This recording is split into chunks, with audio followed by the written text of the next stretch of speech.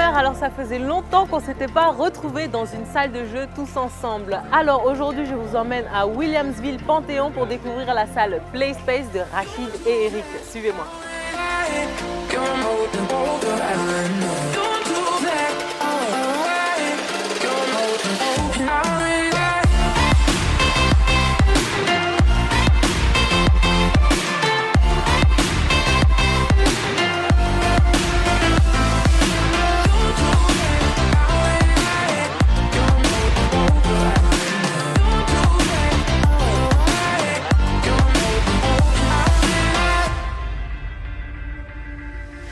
Donc nous sommes maintenant avec Eric et Rachid qui vont nous expliquer un peu le concept derrière cette salle, d'où elle leur vient et comment ça fonctionne au quotidien.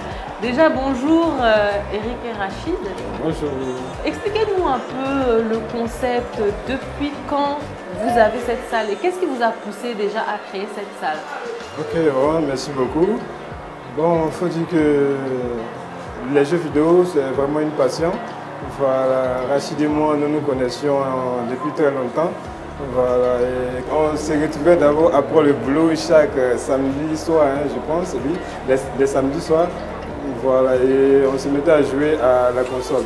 Voilà, et il nous est venu l'idée de vraiment créer encore cette salle de jeu. Voilà, chacun d'entre nous, avec le peu d'argent qu'il avait, on a mis ça ensemble pour pouvoir voilà, acheter quelques consoles. Voilà. On n'avait pas vraiment assez de moyens pour avoir tous les écrans et autres. On a même loué certains écrans qu'on a eu à payer après. Voilà. Donc en un mot, on n'a pas besoin d'un grand moyen pour pouvoir commencer une salle de jeu moderne. Je viens, on me dit, bon, il y a une salle de jeu à Williamsville. Voilà, ça s'appelle PlaySpace. Je viens ici, je dis, bon, moi je veux jouer. Comment ça marche? C'est entièrement automatisé. Voilà. C'est géré par un logiciel. C'est le logiciel qui permet de mettre le temps de chaque client avec le montant qu'il a eu à jouer. Voilà. Donc, en un mot, le gérant qui est là, c'est juste pour surveiller un peu, pour ne pas que les enfants fassent tomber les manettes et sinon, c'est l'ordinateur de bord qui gère tout. D'accord. Et c'est vous-même qui avez créé ce logiciel-là? Oh, non, ce logiciel, on est en partenariat avec un développeur, voilà, un jeune développeur qui travaille avec nous.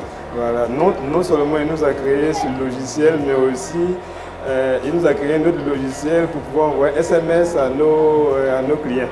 Voilà, c'est un logiciel donc qui nous appartient. vous avez fait développer ce logiciel spécialement pour cette salle? Effectivement. Ah, mais c'est bien, c'est en même temps d'entrepreneuriat, jeux vidéo, en même temps de l'entrepreneuriat, tech. C'est un concept à vendre, pourquoi pas pour des autres salles de jeu, vous pouvez vendre aussi le logiciel. On sent jamais des applications sur Play Store. Ah, vous pouvez, hein, voilà, ça peut fonctionner. Et du coup, comment, est-ce que ça marche bien votre salle? Comment c'est au quotidien? Un commerçant va toujours dire que ça va un peu. Voilà, donc on ne se plaint pas. Voilà, on ne se plaint pas. Certes, chacun d'entre nous a son boulot. Voilà, lui est dans le bâtiment, moi je suis dans la santé. Voilà, je suis technicien de laboratoire. Voilà, et lui, il est manager dans une entreprise de construction. Voilà, mais quand même, comme vous le savez, hein, le salaire n'a jamais suffi. Hein, voilà, il faut toujours entreprendre. Et du coup, vous conseillerez à quelqu'un qui veut ouvrir une salle de jeu que c'est un bon moyen de se faire de l'argent? Oui, effectivement, le domaine du gaming aujourd'hui c'est porteur. Voilà, c'est avant vraiment on avait, il se rappelle, lorsqu'on était encore à Mans, vraiment. Comme on appelle, on a eu même des gens, nos tantes qui sont allés dire à nos parents que voilà, vos enfants sont en train de jouer au jeu. Voilà, effectivement, lui, son père, mon père, n'était pas aussi compliqué que ça. Et c'est les résultats scolaires, il voulait. Voilà, de son côté, il était premier de classe, moi aussi premier de classe. Donc du coup, nos parents ne s'inquiétaient pas. Vous étiez tous les deux premiers de classe? Oui, oui. Vous n'étiez pas dans la même classe? Non, alors? pas dans la même école, ni dans la même classe. Voilà. Voilà. Donc c'est pour dire c'est avant, on avait un regard noir sur le domaine du jeu vidéo. Voilà. Mais aujourd'hui, ça fait partie de la culture et puis vraiment c'est un bon moyen pour entreprendre. Voilà, seulement ce que je conseille, c'est qu'il faut être passionné. Voilà, lorsqu'on n'a pas vraiment une passion, que c'est juste pour se faire de l'argent quand on vient dans le gaming, là je déconseille. Pour finir, est-ce que l'un d'entre vous a un dernier mot, quelque chose à rajouter?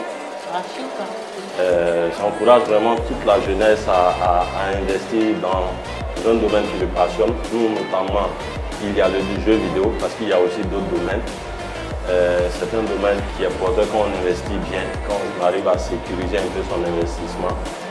Et comme ça, j'aimerais dire aux jeunes de se réveiller, parce que nous, à notre niveau, on a 2 salles comme ça, on a 2 autres petites salles, mais d'ici 4 ans, on envisage d'avoir au moins 10 salles comme ça à Abidjan, 10 grandes salles comme ça, bien équipées.